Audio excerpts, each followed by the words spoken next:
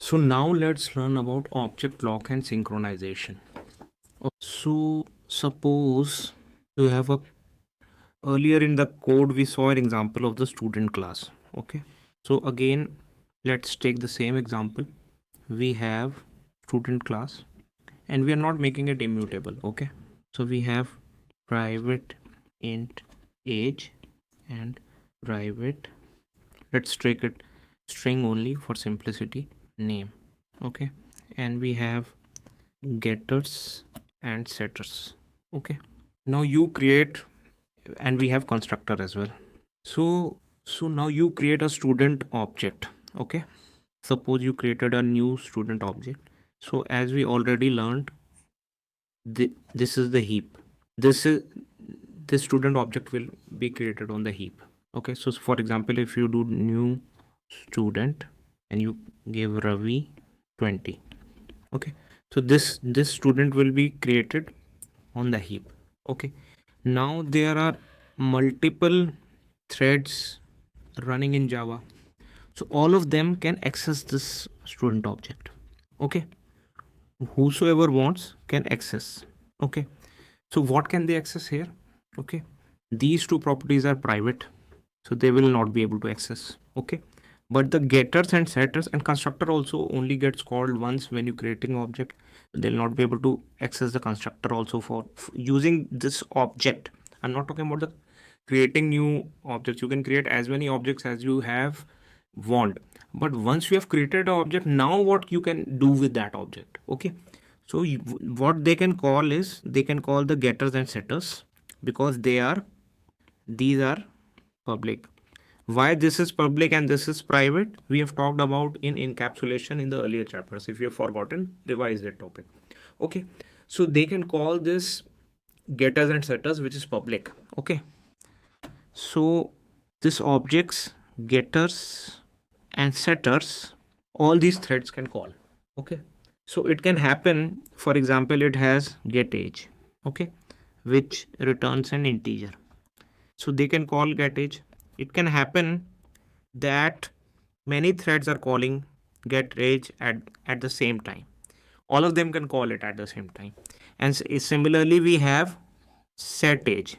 It is taking an integer argument and it is setting the age. Okay. So they can now these threads can call setAge also. So suppose two threads are calling a getAge. Suppose two threads are calling getAge, and at the same time these two threads are calling setAge. Okay. So earlier the age was 20, and here in one you are trying to set it as 21, in another you are trying to set it at 22, and so two are trying to set a different value, two are trying to get the value, and all this is having simultaneously. So how will Java manage this? Will it return 20, or it will return 21, or it will return 22? Whether it is in the process of updating from 20 to 21 and from 21 to 22, or whether it updates 22 first, 21 later. How does Java manage all this? Okay. For this, Java has provided us a feature called synchronization. In synchronization, what will happen is, you had your getter and setter. So you add this public int getAge. You add this synchronized keyword in your getters and setters. Okay. Public void synchronized setAge. Okay. So what you have done, you have added this synchronized keyword in your both getters and setters. Now what will happen is, this object was living on the heap. Okay. And there were 4 threads. 2 were trying to update its value and 2 were trying to read its value. Whichever thread comes first, suppose this thread came, it will first have to acquire a lock on this object. Okay.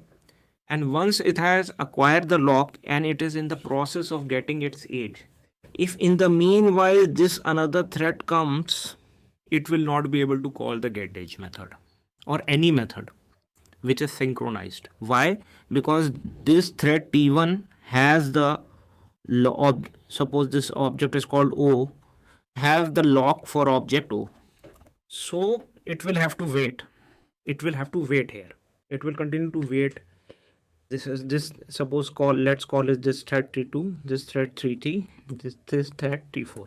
So T2 will continue to wait, because it wants to call a method of object O which is synchronized, and T1 has already acquired the lock for this object. So until T1 executes the getInt method, when T1 executes this getAge method, it will then release this lock. And when T1 will release this lock, then only T2 can go and acquire the lock for this object O. Then T2 has acquired the lock. But it will only be able to acquire the lock when T1 has released the lock. And if any other thread is holding the lock, it will not be able to acquire the lock. Okay, now suppose it is in the process of reading the age. In this time only T3 comes, and T3 is trying to set the age. T2 is trying to read the age and T3 is trying to set the age. But what will happen? This T3 will be stopped, because currently T2 has the lock. Okay, and once T2 executes this complete method, it will release the lock. When it will release the lock, then only T3 can go and acquire the lock. Okay, so when T3 acquires the lock, then only it can call setAge also. Although T2 was not even calling setAge, T2 was calling getAge. But because both getAge and setAge are synchronized, only one thread can acquire the lock, and without acquiring the lock, you cannot run any method of that class which is synchronized. If the method is synchronized, you need a lock. Okay, and no two threads can have the lock on the same object at the same time. One thread can have the lock, it can do what it wants to do, then it has to release the lock, and when it will release the lock, only then the next thread will be able to acquire the lock. Okay, so once T2 releases the lock, then T3 will be able to acquire the lock on this object O. Okay, and then it can call setAge or getAge, whatever it wants to do. Okay, and similarly T4 comes. Now it is also it wants the lock, so it will also have to wait, because right now T3 has the lock.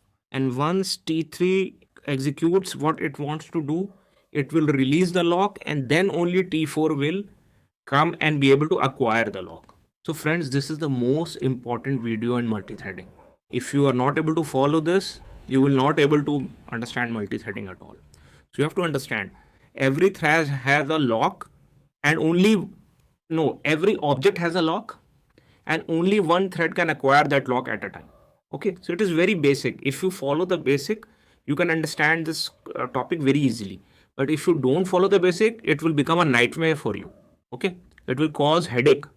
So if you don't follow, watch this example once more, watch this video once more, and try to clear your basics on this. Okay, so no two threads can acquire a lock of an object at a given particular time. Okay, this is how we handle this problem of multiple threads trying to access an object and change its state. What is state? We learned in the first video. Okay, so in order that there is no mix-up in a multi-threaded environment where object is being trying to modified by many threads, we use synchronization, so that whatever change we make to the state in the first thread, it is valid, it is visible correctly to the second thread. Whatever you do in the second thread is visible into the third thread. Simultaneously also, it gives you best concurrent performance. Okay, so this is the concept of synchronization. We will do a code example as well. I will show you a code example as well, how it helps us. So friends, this is our immutable student class that we talked about. Okay, so this is like immutable, but what if our student class was mutable? Suppose I create a new student class, student mutable. Okay, and I remove all the things that are there to make the class as immutable.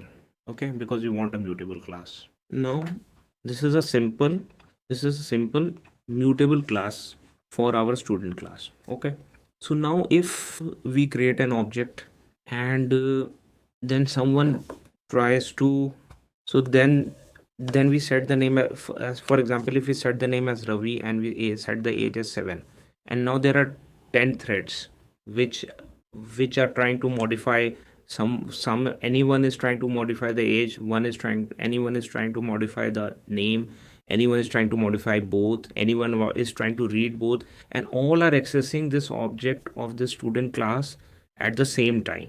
Okay, so how do we protect our student class so that changes in one thread should reflect to the other thread?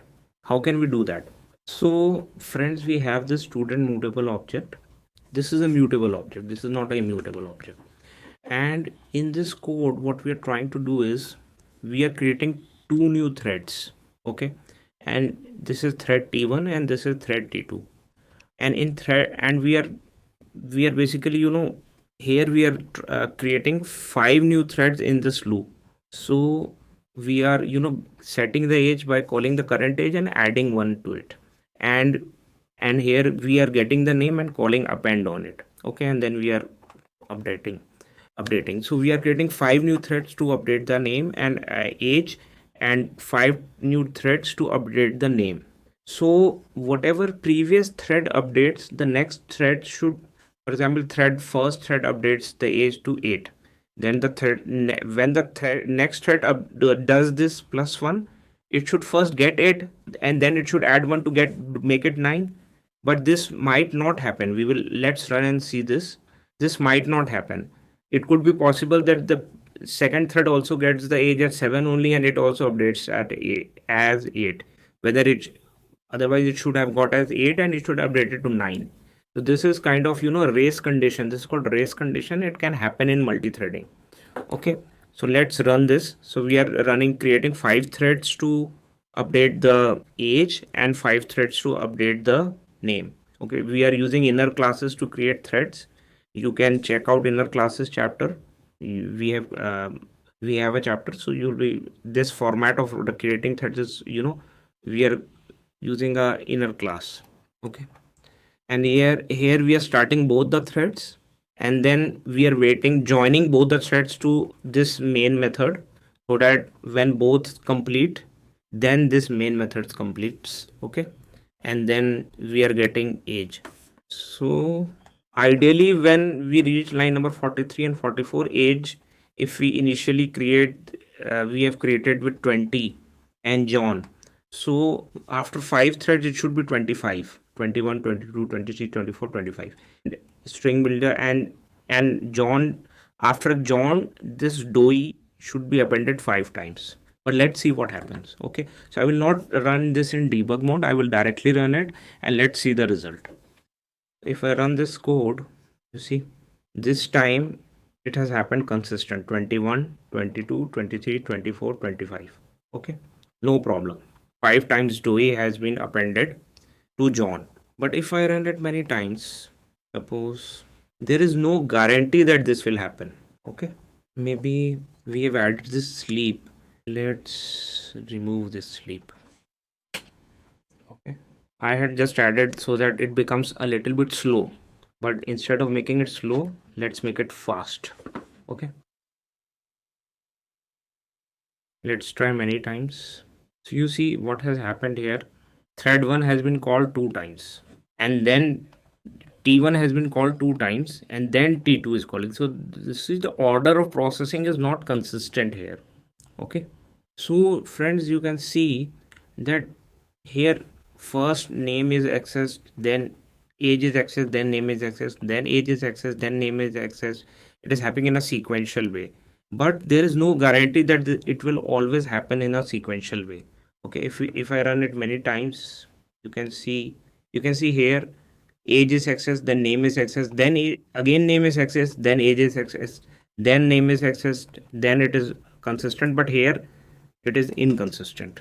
Okay, so if you want, here again you see name has been continuously accessed 2 times. It is not happening consistently. If you want to make it consistent, what should you do? Okay, there is one way to do this. Okay, and the way is called synchronization. Okay, so if you just add this synchronized keyword, if you just add this synchronized keyword on the getters and setters, so if you add the so what are we calling here? We are calling setAge and we are calling getName. So on these two methods, if you add, and we are also calling here setAge and we are also calling getAge. Okay, so these three methods we are calling. Okay, so if we add synchronize, the synchronized keyword here, if on these three methods, if we add the synchronized keyword, then this inconsistency that two threads are directly changing the name, whereas we want it to be sequential, age name, age name, age name, age name, but this is not being possible.